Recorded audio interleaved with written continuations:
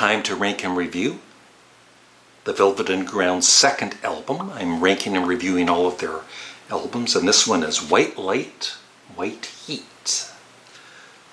White Light, White Heat is the second studio album by American rock band the Velvet Underground, released in 1968 on Verve Records. It was the band's last studio recording of new material with bassist and founding member John Cale. After the disappointing sales of the Velvet Underground's first album, their relationship with Andy Warhol deteriorated. They toured throughout most of 1967.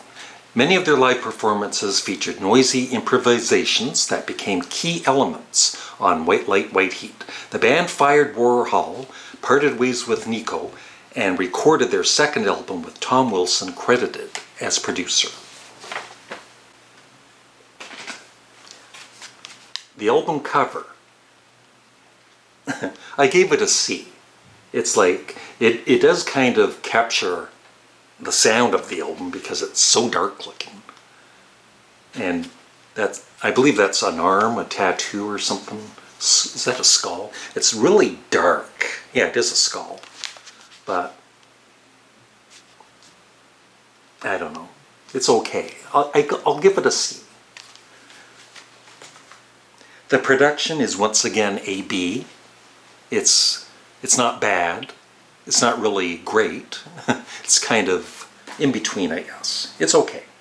But as I said for their debut album, it kind of adds to the sound that it's not well produced, if that makes any sense. I don't know. It's pretty rough. The three best songs. These ones were easy for me. Pretty easy. Lady Godiva's Operation. I Heard Her Call My Name. Actually, it wasn't, because White Light, White Heat I really love too. But I chose Lady Godiva's Operation, I Heard Her Call My Name, and Sister Ray.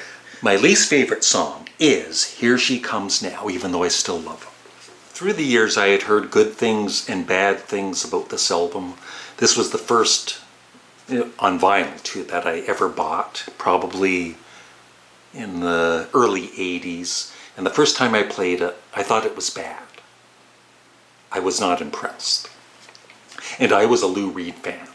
But this sounded really poorly produced, and I basically hated it.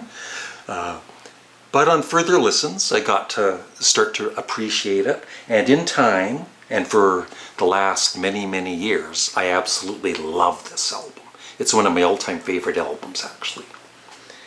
And White Light, White Heat, I love. The Gift. The Gift is, it's basically a story, and maybe on further listens, it's not one you really need to listen to much more.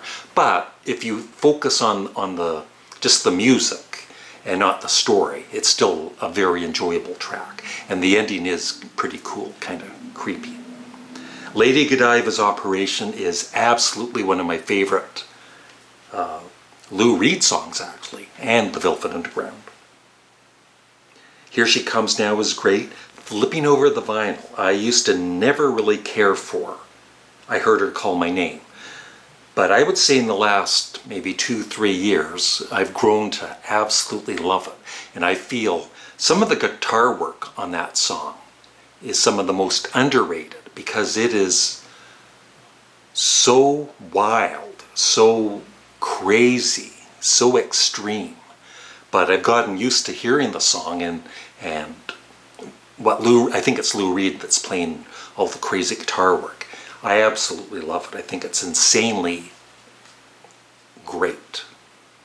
And then Sister Ray. There's all the Lou Reed songs and all the Velvet Underground songs, and Sister Ray might just be my favorite song of them all. I have played that hundreds of times probably.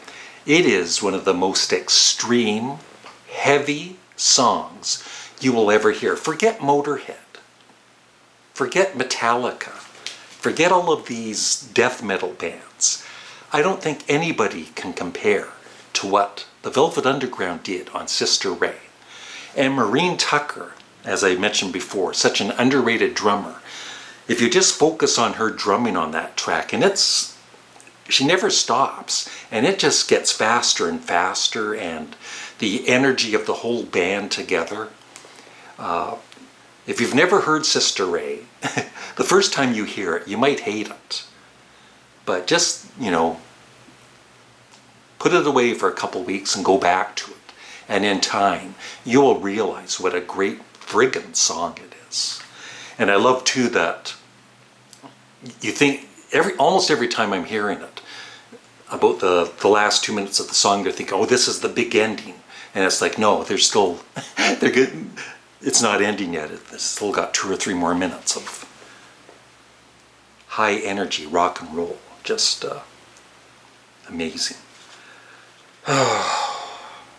But I've thought this over. This is the thing about listening to each album, from their release date. It kind of sometimes changes the rankings. In the past, I would have had this always at number 1. But overall, the songs on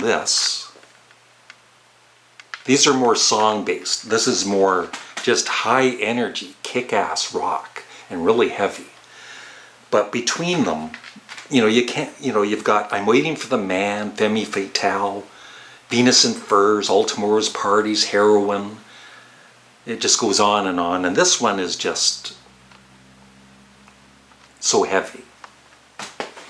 So I'm giving this an A+, definitely an A+. But it even surprised me that this is going to be at number 2.